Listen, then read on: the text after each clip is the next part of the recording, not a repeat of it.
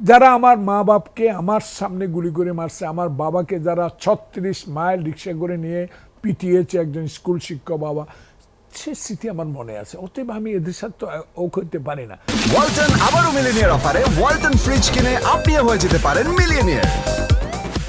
কিন্তু আপনি সাইদ ভাই যেটা বলেছে যে 2001 সালে ক্ষমতা আসার পর যে ওয়েস্টার্ন কান্ট্রিগুলো কি চেয়েছে, যে বিএনপির সাথে এরা এক হয়ে আবার এদেশের সন্ত্রাসী দল সৃষ্টি করে কিনা, সন্ত্রাস করে কিনা, এইসব বিষয়গুলো তো নিয়ে আমাদের সাথে অনেক সহ্য করতে হয়েছে। সেখানে জিয়াউর রহমান চাইছিল বহুদলীয় গণতন্ত্র, জিয়াউর রহমান আমলও, প্রেসিডেন্ট জিয়াউর রহমান আমলও অনেক লোককে তো আইনে একটা ঐক্যমত করে একটা গভর্নমেন্ট করেছে। এইগুলো খালেদা জি ওই নেশায় ওই পেশার লোকদেরকে এনেছে, এই কারণে দেশে একটা স্থিতিশীল রাজনীতি হোক। সেটা তো আর হলো না। হাসিনা সরকার এসে যেটা করেছে, এইসব বিশ্লেষক আমার চেয়ে ভালো বলতে পারবেন। আমার ক্ষুদ্র অভিজ্ঞতা, আমি এই কথাটা বলতে চাই, সাইদ ভাইয়ের সাথে আমি সম্পূর্ণ একমত। দেখুন, জামাতে ইসলামকে নিয়ে আজকে এসিটিভির এই লং ডিসকাশনটা আমি কিন্তু পছন্দ করছি না। এই কারণে জামাতে ইসলাম কি চাচ্ছে বাংলাদেশে, বিশ্ব কি চাচ্ছে, ইরান ইসরায়েল যুদ্ধ, কিছুদিন আগে প্যালেস্টাইন সাথে ইসরায়েলের যুদ্ধ, কিছুদিন আগে পাকিস্তান ভারতের যুদ্ধ, কদিন চলতে পারছে না। একটু আগে আমি সাইদবাগে প্রশ্ন করছিলাম যে তারা তো চাবে খোমেনিকে মেরে ফেলার জন্য, কিন্তু খোমেনিকে মারতে হলে আমেরিকার অনুমতি ছাড়া পারবে না, প্রযুক্তি ব্যবহার করা ছাড়া পারবে না। সারা পৃথিবীকে আমেরিকা কন্ট্রোল করে। এই আমেরিকা নিয়েও শেখ হাসিনা বলছে 24 ঘন্টা আটলান্টিক মহাসাগর পাড়ি দিয়ে আমি ওই দেশে যাওয়ার দরকার নেই, ও দেশে আমার কিছুই দরকার নেই। এবং পাকিস্তানের প্রধানমন্ত্রী যিনি এখন জেলে আছে, ক্রিকেট প্লেয়ার, কি নাম, ইমরান খান, খুব পপুলার লোক, তার খেলা দেখতে আমরা বহু জায়গায় যেতাম। সে ইমরান খানও যখন আমেরিকাকে নিয়ে কথা বলেছে, সাইদ বা মনে পড়ে, তাকে জেলে থাকতে হয়েছে। সেখানে আমি মনে করি এমন ব্যবহার, এমন কাজ বাংলাদেশের এই উন্নয়নশীল দেশকে আরও উন্নতরে নেওয়ার জন্য সকল দেশপ্রেমিক লোককে আমি ভালো জানি, তারা করুক দেশের জন্য, দেশের স্বার্থে। কিন্তু এমন কাজ করা উচিত না যে কাজের জন্য আমার উন্নয়ন বন্ধ হয়ে যাবে, আমার উপর আক্রমণ হবে, আমার উপর অত্যাচার হবে, এমন কাজ। জামাতে ইসলাম কি চাচ্ছে, জামাতে ইসলামের ম্যানিফেস্টোটা কি, সেটা আপনি পড়ে দেখেন। এবং জামাতে ইসলাম প্রত্যেকটা জায়গায় নির্বাচনে প্রার্থী ঘোষণা করে দিয়েছে, প্রত্যেক জায়গায়। কিন্তু নির্বাচনের তারিখ যখন জাহিদ ভাই হয়, তখন ওনাদের মনে গোসা। ওনারা সবচেয়ে আগানো, কিন্তু আপনাদের চাইতে বেশি আগানো। আরে সব ওরা প্রার্থী মিছিল করে। ওরা যদি, ওদের আগের প্রতীক কি ছিল না, দাঁড়িপাল্লা, যদি এটা নির্বাচন কমিশন দিয়ে দেয় তারা মিছিল শুরু করবে। আমি বলি, আমি তো একবারও হারি নেই, পর পর পর পর আমার গুণে না, আগে আমি স্বীকার করি, সব কিছু হলো আমার ধানের শীষ, শহীদ জিয়া, খালেদা জিয়া, তারেক রহমান।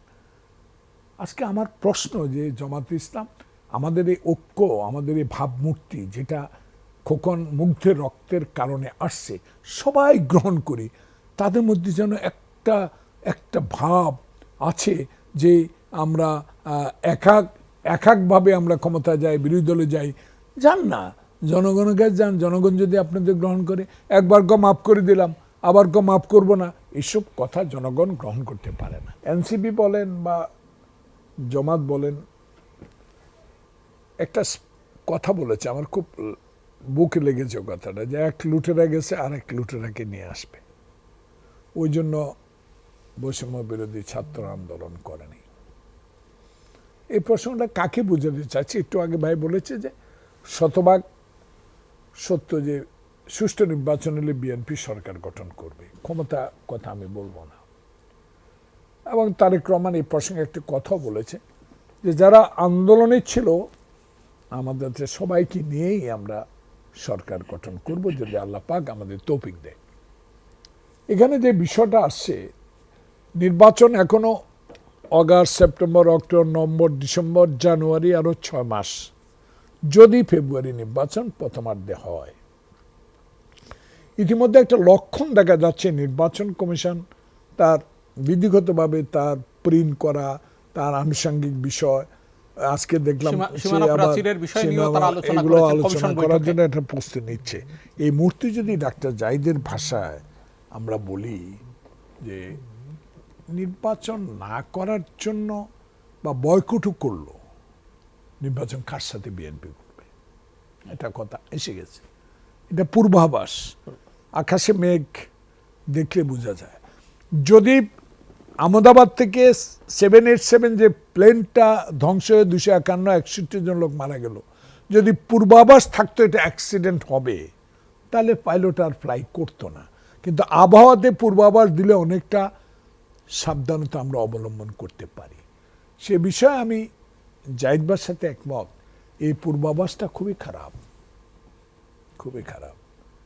নির্বাচনে না গেলে তত্ত্বাবধায়ক সরকার, ইন্টেরিয়াম গভর্নমেন্ট তো নির্বাচন না দিয়ে উপায়ও নাই। দীর্ঘদিন তারা তো ক্ষমতা থাকার ম্যান্ডেট পায় নাই, এবং সে ম্যান্ডেট যদি দীর্ঘদিন মঈন ফখরুদ্দিন মতো থাকতে হয়, সে ম্যান্ডেট নেওয়ার একটা ব্যবস্থা তাদের করতে হবে।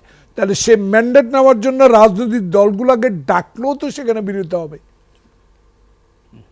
বিএনপি প্রথম বিরোধিতা করবে, কারণ আপনি কে ইলেকশনে আইলো না আইলো এটা আমাদের হেডেক না। আমরা তো সুষ্ঠু নির্বাচনের জন্য আপনার দাবি করেছি, কারণ আমাদের 16 বছরে আমাদের আহ্বান ছিল আমরা ভোট দিতে পারি না, একটা ভোটের ব্যবস্থা করেন। আর যারা ভোটার হয়েছে 2014 সাল থেকে, তারা আজ পর্যন্ত একটা ভোট কেন্দ্রে যেতেই পারে নাই। তাই আমি মনে করি যে এই পূর্বাভাসটা কাউকে হতাশ করছে, কিন্তু হতাশাটা কাটার ব্যবস্থা করতে হবে ইন্টেরিয়াম গভর্নমেন্ট। এবং সেটা ডক্টর মোহাম্মদ ইয়েস, এখন যদি মিটিংয়ে যায় উঠে যায়, আমাদের সমালোচনা করে তারেক রহমানের সাথে কেন আলোচনা হইলো, নাখোশ হয়, তাহলে এই নাখোশটা তো প্রমাণিত হবে, বোঝা যাবে যে ওনারা সামনে নির্বাচনের কথা বলতে পারে যে আমরা এই নির্বাচন কমিশনের অধীনে নির্বাচনে যাব না। তো এইসব কথা আগে থেকে আমার জাহিদ ভাই যেটা বলেছে, আমরাও বলতে চাই যে এগুলো হতে পারে। এগুলাতে যাতে সরকার বিভ্রান্ত না হয়, সরকার যে সিদ্ধান্তে আমাদের গ্রহণযোগ্যতা পেয়েছে, আমাদের সমর্থন পেয়েছে, বিশ্বের সমর্থন পেয়েছে, সেই সরকার যেন এইসব তাল বাহানার দিকে নজর না দিয়ে দেশে একটি সুষ্ঠু নির্বাচন উপহার দেয়। যে এটা নতুন যে দল, এই দলকে আমরা সবাই স্বাগত জানিয়েছি। তরুণরা আসবে, আমরা খুশি হব, দল চালাবে, দল করবে, ক্ষমতা হবে। এবং এনসিপির আহ্বায়ককে তো প্রধানমন্ত্রী হিসেবে দোয়াও করে দিয়েছে আমাদের চিফ অ্যাডভাইজার মহোদয়। সেখানে তাদের একটা বিরাট প্ল্যান কিনা, যেটা জাহিদ বা বললো, আওয়ামী লীগ, জাতীয় পার্টি বা অন্যান্য রাজনৈতিক দলকে নির্বাচনে না আনার একটা ষড়যন্ত্র, আওয়ামী লীগের সাথে বা জাতীয়র সাথে করে যাতে নির্বাচনটা গ্রহণযোগ্য না এমন একটা বিষয় করার একটা প্রবণতা জনগণ বলছে এদের মধ্যে নিহিত আছে। আমি জনগণ যতটুকু আমার কাছে বলে, আইবিকে গ্রেপ্তার মিছিল দেখালো, কারা করলো, আবার সে আইবিকে এখন রিমান্ডও আনে। আমি প্রত্যেকটা অনুষ্ঠানে আমি যতটুকু সম্ভব আমি বলতে চেষ্টা করি, এই সরকার আসার পরে ওই যে প্রথম রাত্রে বলে না, গ্রামে একটা কথা আছে, বিলাই মেরে ফেলো, এটা একটা গ্রামের কথা আছে, ভাষা আছে, প্রথম রাতেই বিড়াল মারতে হয়। আমার এই ইউনূস সাহেব, আমি তাকে দেখছি কোর্টে প্রত্যেক দিন আমার সাথে প্রায় দেখা হতো, সালাম দিতাম, এত কাছে ঘনাবার সৌভাগ্য আমার হয়নি। ফারুক কেমন আছো, হাজিরা, জি, শেষ। হাঁটতে দেখেছি, কষ্ট দেখেছি তার এই বয়সে। তাহলে তার সহযোগী যারা উপদেষ্টা, কেউ কেউ বলেছে 54 বছরও আমরা নাকি কিছু করতে পারিনি, কেউ কেউ বলেছে দীর্ঘদিন থাকা উচিত, থাকলে দেশ উন্নতি হবে, কেউ কেউ আবার কাউকে বিএনপি পন্থী হিসাবে বলা শুরু করেছে, কারো কারো অপসারণ চাওয়া হয়েছে, কারো অপসারণ চাচ্ছে। ইশরাককে নিয়ে একটা বিরাট ভণ্ডরের অবস্থা সৃষ্টি হয়েছে, রাস্তাঘাট বন্ধ, ইশরাক বসে বক্তৃতা দিচ্ছে। আবার কি আসিফ নাকি এক ছেলে মন্ত্রী, আসিফ মাহমুদ, উনি আবার বলে যে আইনগত ঠিক না। যাক, যে বিষয়টা আমি এসএটিভির দর্শক শ্রোতাদের আপনাদের মাধ্যমে বলতে চাই, দেশে শপথ হয়েছে 9 তারিখ মনে হয়, 8 তারিখ রাতে, 8 তারিখ রাত্রে আমি গেলাম সেই শপথে। আসার পরে আমার এক সাংবাদিক জিজ্ঞাসা করলো একটা পত্রিকার, যে কি মনে করেন।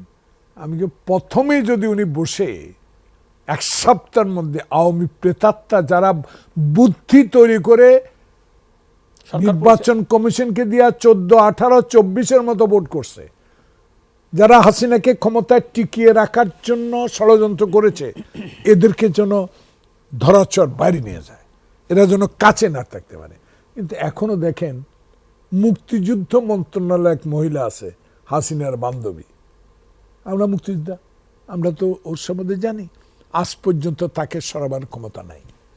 তাহলে এইসবগুলা যদি দৃষ্টিভঙ্গি প্রথম থেকে, পুরানো সচিবরা প্রায় সবাই আছে, 2-4 জনের দপ্তর পরিবর্তন হয়েছে। না আমি 2-1 সবাই তো আর চিনি না, যাকে চিনি তার কথা বললাম, উনি এখনো সরেন নাই।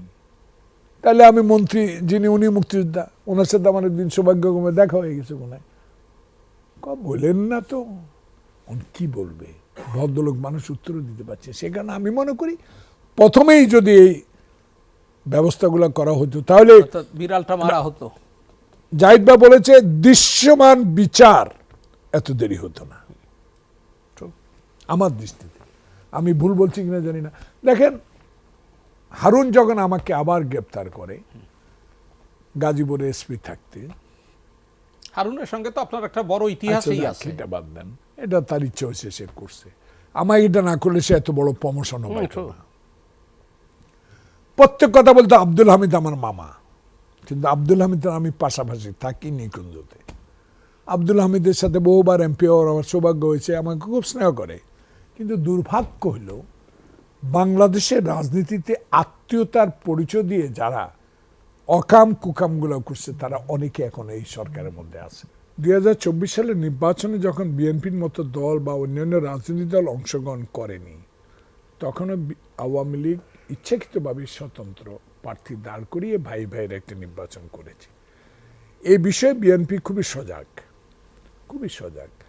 আমাদেরকে চাঁদাবাজ বলা হচ্ছে কেউ কেউ, কিন্তু চাঁদাবাজি কি হচ্ছে? একটা লোক একটা মুদি দোকান করছে, ধরেন মায়ের গয়না বিক্রি করে 50,000 60,000 টাকা দিয়ে, সেই দোকানটাও তো লুট হয়ে গেছে। লুট তো হয়েছে, কিন্তু সে এলাকাও থাকতে পারে নাই। হয়তো বাড়ি নোয়াখালী সেনবাগে, সে রংপুরে যায় রিক্সা চালিয়ে তার জীবন অতিবাহিত করেছে। রাতকে রাত হাঁটু পানিতে দাঁড়িয়েছিল, কবরস্থানে ঘুমিয়েছে, আয়নাঘরে অত্যাচার দেখেছেন, গুম দেখেছেন। তাহলে এই বিষয়গুলো চিন্তা করে যে আশঙ্কাটা জাহিদ ভাই করছেন যে বিএনপির মধ্যে এমন একটা সাংগঠনিক হতে পারে, স্বতন্ত্র দাঁড়িয়ে দিতে পারে, এই বিষয়টা মনে হয় বিএনপি 16 বছর যে ধৈর্য ধরেছে, একটা লোকও কিন্তু অন্য দলে যায়নি। এই বিশ্বাস আমার আছে, সাংগঠনিক যে নির্দেশনায় আসুক এটা ব্যাহত হবে না বলে আমি বিশ্বাস করি। ওই বিষয়টা যদি একটু বলেন, পুলিশ প্রস্তুত, সেনাবাহিনীও প্রস্তুত, দুই পক্ষ থেকেই এই প্রস্তুতির কথা বলা হয়েছে, যদিও কোনো নির্দেশনা এখনো তাদের কাছে আসেনি। মাঠ প্রশাসন কতটা প্রস্তুত? আচ্ছা, বিগত দিনে 16 বছরে কোনোদিনও দেখি নাই নির্বাচন কমিশন স্বাধীন স্বায়ত্তশাসিত প্রতিষ্ঠান, সকল সরকারি কর্মচারী, সকল অফিস আদালত নির্বাচন কমিশন অধীনে আইনে আছে। দেখেছি, শুনেছি, কার্যকর কোনো ব্যবস্থা দেখিনি। সাইদ ভাই প্রধান নির্বাচন কমিশন আমার খুব কাছের লোক, আমাদের জাহিদ ভাই নির্বাচন কমিশন আমার কাছের লোক, আমি কাজ করে নিয়েছি। কিন্তু এই জিনিসটা থেকে যে ঊর্ধ্ব থেকে নির্বাচন কমিশনের অধীনে নির্বাচনকালীন সময়ে যারাই তার অধীনস্থ হবে, যাই বলিবে তাই তাকে করতে হবে, তাহলে নির্বাচন সুষ্ঠু হবে। জাতিসংঘ, বাংলাদেশ, সবাই আমরাই তো বিচার প্রক্রিয়া নিয়ে যে কথাগুলো হচ্ছে, এটা আমি আইনবিদও না, বড় লয়ারও না, আমি এত ভালো বলতেও পারবো না। এখানে তাজুল ইসলাম সম্বন্ধে যে কথাগুলো ধারণা, নিরপেক্ষতা আমি অভাব আছে বলে আমি তাকে চিনি ব্যক্তিগতভাবে, মনে হয় না। একটা বিষয় দেখেন, তারেক রহমান, জোবায়দুর রহমান, আমরা আমাদের যে মামলাগুলো চলছে আছে হাইকোর্টে, যেগুলো আমরা খালাস পাচ্ছি, রিভিউ হচ্ছে, তার পক্ষে আবার যা কথা বলছে আমাদের অ্যাটর্নি জেনারেল যিনি আছেন উনিও বিরোধিতা করছেন। আইনগত দিক দিয়ে সরকার কিন্তু খুব পিছিয়ে নাই। সেখানে দ্রুত বিচার করা বা এনসিপির যে দাবি, বিচার সবাই করবে, এই কথা আমি আপনার সাথে একমত। তবে গ্রহণযোগ্য বিচার বিশ্বের দরবারে তুলে ধরাই এআইসিউর কাজ। দাবি ডিসেম্বর, সেটা নিয়েছে ফেব্রুয়ারি। মাননীয় প্রধান উপদেষ্টা বিনীত অনুরোধ থাকবে দেশে একটি সুষ্ঠু নির্বাচন উপহার দিয়ে অতীতের যত নির্বাচন কমিশন নিয়ে অভিযোগ সেগুলা খণ্ডন করে ইতিহাসে আপনি একটা স্বর্ণাক্ষরে নাম লেখা থাকুক যে শাহাবুদ্দিনের মতো আপনি একটি নির্বাচন উপহার দিয়েছেন, সেটা যেন আপনার কমিটমেন্ট অনুসারে ফেব্রুয়ারিতে হয়।